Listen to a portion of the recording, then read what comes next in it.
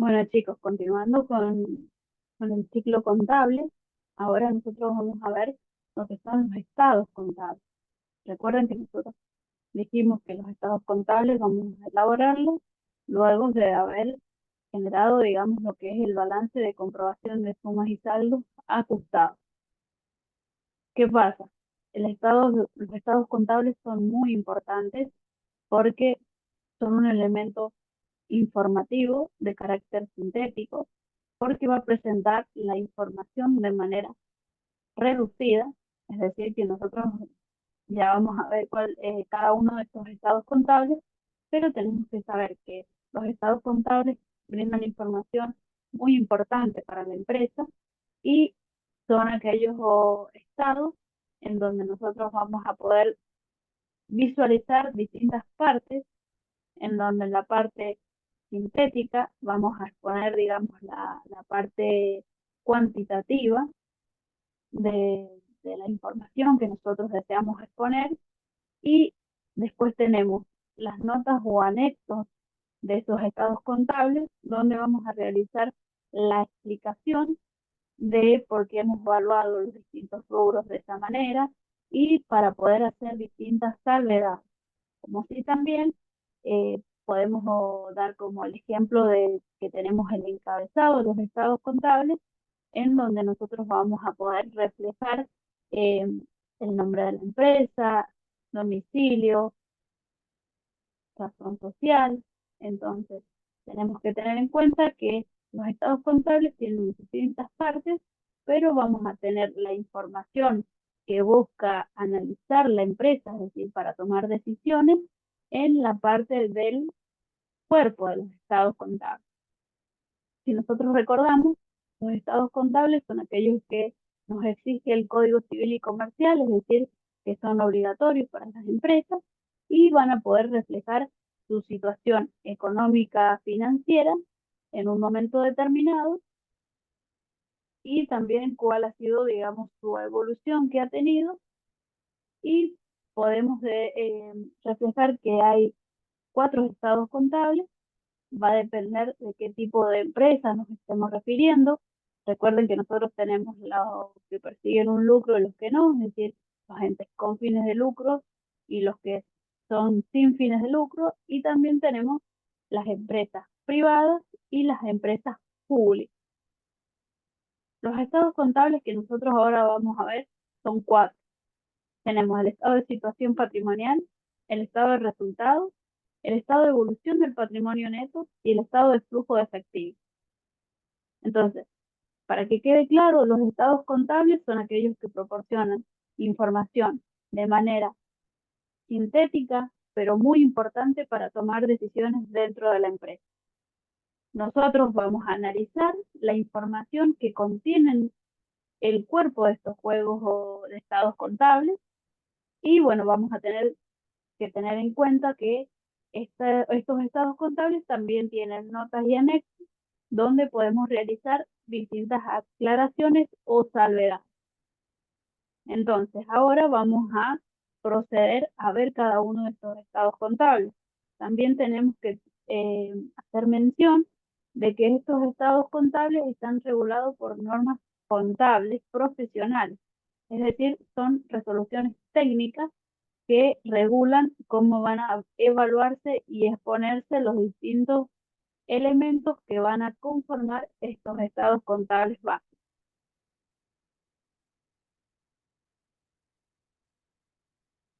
En primera instancia tenemos lo que es el estado de situación patrimonial. El estado de situación patrimonial va a reflejar o va a exponer el activo, el pasivo y el patrimonio neto en un momento determinado.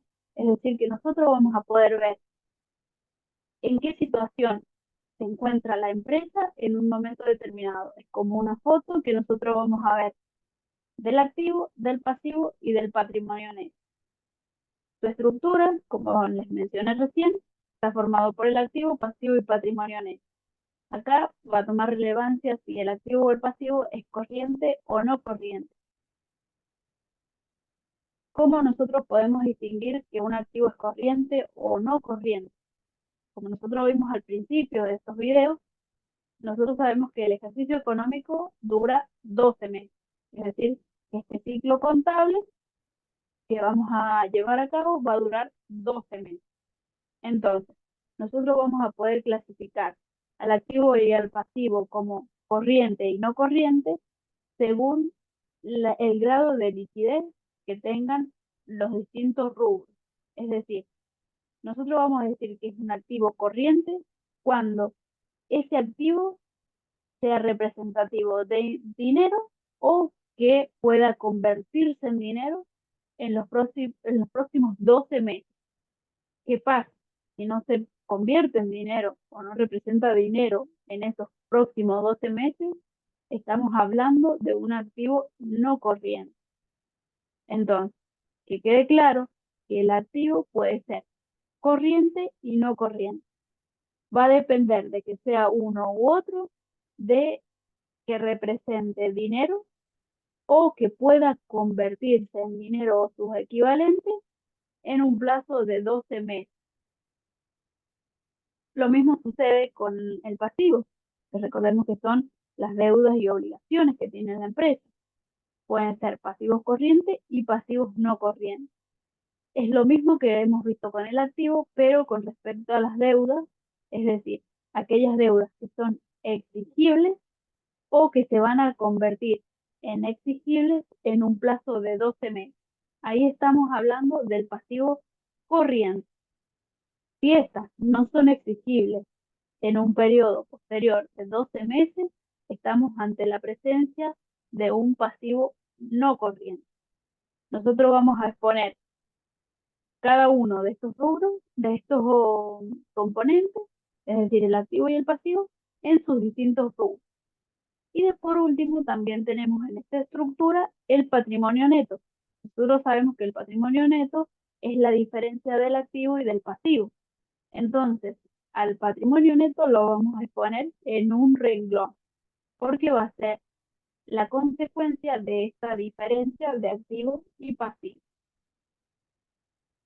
Nosotros acá tenemos un modelo de un estado de situación patrimonial, en donde, como ustedes pueden ver, tenemos en la parte izquierda los activos y en la parte derecha lo que es pasivo y patrimonio neto.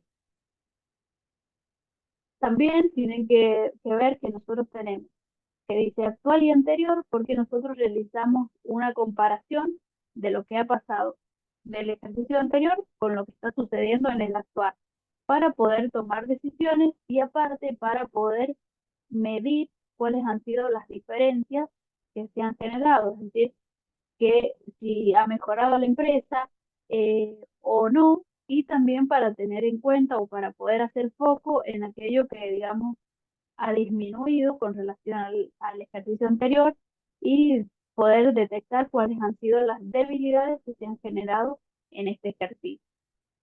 Como ustedes pueden ver, tenemos el activo, como dijimos, se va a dividir en activo corriente y activo no corriente, donde en cada uno de ellos vamos a colocar los distintos rubros que se van colocando de acuerdo a su liquidez, es decir, del más líquido al menos líquido.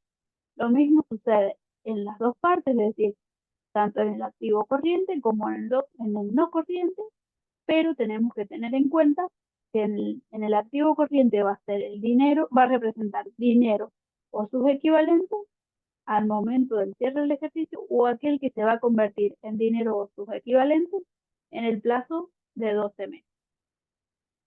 Todo lo contrario sucede con lo que es el activo no corriente, donde tenemos que saber que va a tardar un poco más en convertirse en dinero o sus equivalentes, es decir, va a ser en un periodo mayor a 12 meses. Bueno, vamos a tener subtotales, que va a ser el total de activo corriente, el activo no corriente, y tenemos lo que es el total del activo. Para la parte derecha tenemos el pasivo, que sucede lo mismo, lo dividimos en pasivo corriente y el pasivo no corriente. Es decir, que las deudas las vamos a poner de acuerdo a que sean en relación a su exigibilidad, en donde vamos a tener deudas comerciales, que son aquellas que nosotros obtenemos con relación a los proveedores, También tenemos los préstamos que nos otorgan las entidades financieras o un tercero, lo que le pagamos a nuestros empleados, que son las remuneraciones y cargas sociales, cargas fiscales, que se refieren a los impuestos que debe afrontar la empresa. Y también tenemos el pasivo no corriente, que es aquellas deudas que van a ser exigibles, pero en un periodo mayor a 12 meses. También tenemos acá, también tenemos que tener en cuenta que vamos a colocar las deudas y las previsiones, es decir, deudas ciertas y previsiones, tanto en el pasivo corriente como en el no corriente. Y bueno, por último, tenemos lo que es el patrimonio neto, que nosotros, como les dije anteriormente, lo vamos a exponer en un solo renglón, porque va a ser la diferencia del pasivo, es decir, el total del activo con relación al total del pasivo. Entonces, ese sería el mecanismo del estado de situación patrimonial. Y también, como ustedes pueden observar, nosotros entre paréntesis tenemos lo que dice nota, anexo. Como yo les decía, esta parte del estado contable es el cuerpo, pero también tenemos notas y anexos que realizan aclaraciones de lo que nosotros estamos exponiendo en este cuerpo del estado contable. Es decir, que nosotros acá vamos a informar, vamos a poner, por ejemplo, nota 1, y si nosotros nos vamos en este juego de estados contables, me voy a la nota 1, me va a explicar por qué se ha evaluado o se ha evaluado este rubro caja y banco de tal manera. Y así sucesivamente con cada uno de los cuentos. Es decir, con cada uno de los rubros que intervienen en este estado de situación patrimonial, vamos a poder tener esa información de cómo se ha evaluado o cuál es la información relevante a cada uno de ellos. Después tenemos el estado de resultados. El estado de resultados es aquel que me va a suministrar información de todos los hechos o factores que han sido significativos, es decir, que han tenido una relevancia económica durante el periodo que estamos evaluando y que estos hechos o factores han generado una alteración en mi patrimonio neto. Es decir, nosotros hemos obtenido pérdidas o ganancias que generan una repercusión directa en el patrimonio neto. Cuando nosotros hablamos de las pérdidas, estamos haciendo referencia a que hemos tenido resultados negativos, que va a generar una disminución del patrimonio neto, y cuando nosotros hablamos de las ganancias, tenemos un aumento del patrimonio neto porque hemos tenido resultados positivos. La estructura del estado de resultados, tenemos resultados ordinarios y resultados extraordinarios. Los resultados ordinarios son aquellos que se han venido generando en ejercicios anteriores y que ahora también se van a producir. Tal es el caso que nosotros tenemos la compra y venta de mercadería. También tenemos aquellos gastos que nosotros necesitamos hacer como empresa para poder comercializar el producto, para poder, como son los gastos de comercialización, los gastos de administración, los gastos de distribución, es decir, para poder eh, acercar el producto al consumidor. Entonces son resultados ordinarios que se vienen produciendo, es decir, es un resultado que en ejercicios anteriores se ha producido y en este también se genera lo que se espera que en el futuro también. Y después tenemos los resultados extraordinarios. Los resultados extraordinarios son atípicos y excepcionales. Son aquellos que no se han producido en el pasado, pero que en la actualidad se generan. Por ejemplo, tenemos el caso de una inundación donde tenemos la planta productiva, en el caso de una empresa industrial, y se produce una inundación donde perdemos parte de los insumos que tenemos para la producción. Este es un resultado extraordinario que lo debemos exponer. Si bien nosotros no tenemos todos los años en el ejercicio económico pérdidas por inundaciones, pero se supone que en este ejercicio se ha generado este resultado porque se produce esta inundación en la empresa. Acá también tenemos un modelo de cómo se expone el estado de resultados. Este sería también el cuerpo de este estado de resultados, que también hacemos la comparación del ejercicio actual con respecto al ejercicio anterior. Como pueden ustedes ver, tenemos todo lo que es la parte ordinaria, es decir, todas las operaciones que se llevan a cabo y son de forma cotidiana, como así también aquellos resultados extraordinarios, es decir, los atípicos y excepcionales, es decir, aquellos que no se han generado antes, pero genera ese estado de alerta o alarma de que puedan producirse en un futuro también.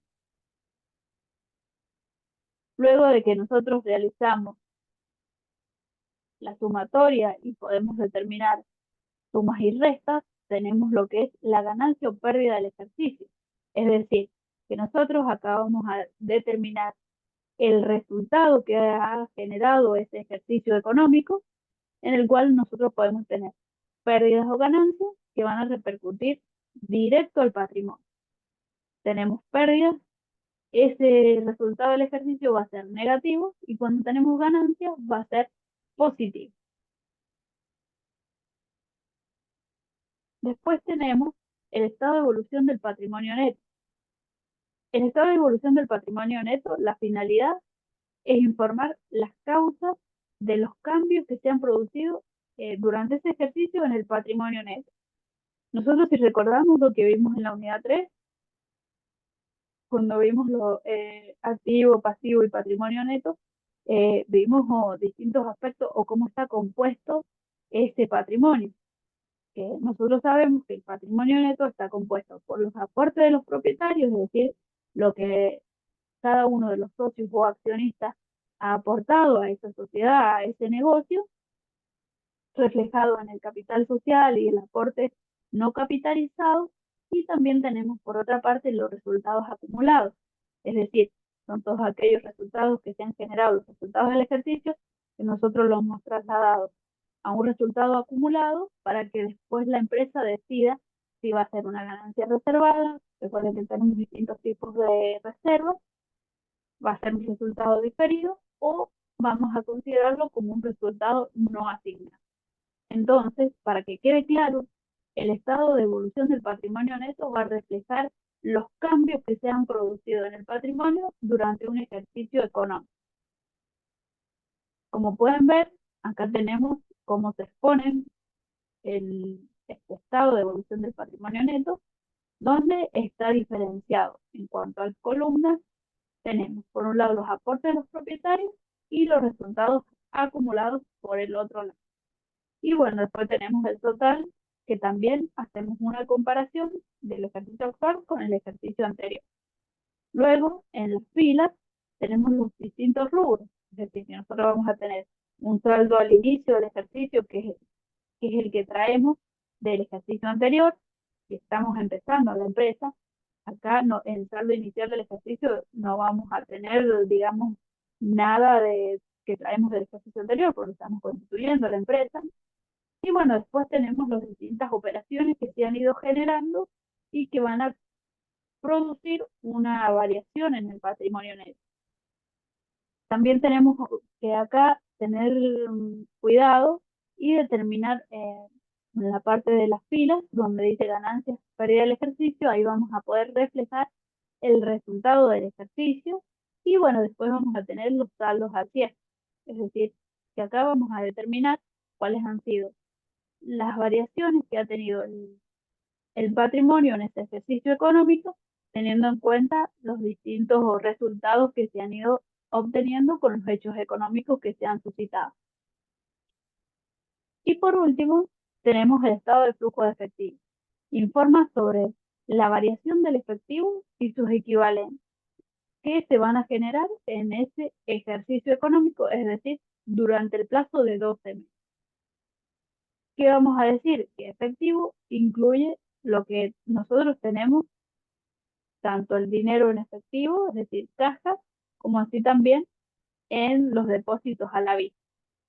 Y bueno, los equivalentes de efectivo, tenemos que tener en cuenta acá que son compromisos a corto plazo, es decir, que nosotros vamos a generar liquidez, porque es un equivalente al dinero, es decir, al efectivo. Y su estructura va a estar determinado por determinadas acciones o actividades que van a generar esa variación de efectivo durante el ejercicio económico. Tenemos actividades operativas, actividades de inversión y actividades de financiamiento o financiación. Entonces acá tenemos el modelo. Recordemos que lo que nosotros estamos exponiendo en estos 4 estados contables que hemos visto es el cuerpo de los estados contables, es decir, que presenta la información que la empresa necesita para poder tomar decisiones. Entonces, acá tenemos que también hace una comparación del ejercicio actual con el anterior, y acá tenemos las actividades que han generado esa variación en el efectivo, como tenemos las actividades operativas, como puede ser el cobro por una venta de bien o un servicio. Después tenemos las actividades de inversión, cuando nosotros cobramos la venta de un bien de uso. Y también tenemos las actividades de financiación, cuando sería el caso de cuando nosotros cobramos la emisión de una obligación negociada. Pero debe quedar claro que el estado de flujo de efectivo lo que va a exponer son las variaciones que ha podido tener el efectivo o sus equivalentes en el ejercicio económico, y tenemos que tener en cuenta que esas variaciones van a ser como consecuencia de las distintas operaciones que se han llevado a cabo durante este ejercicio. Y con esto vamos a concluir la unidad 8. Les agradezco por la atención y nos vemos en una nueva oportunidad. Muchas gracias.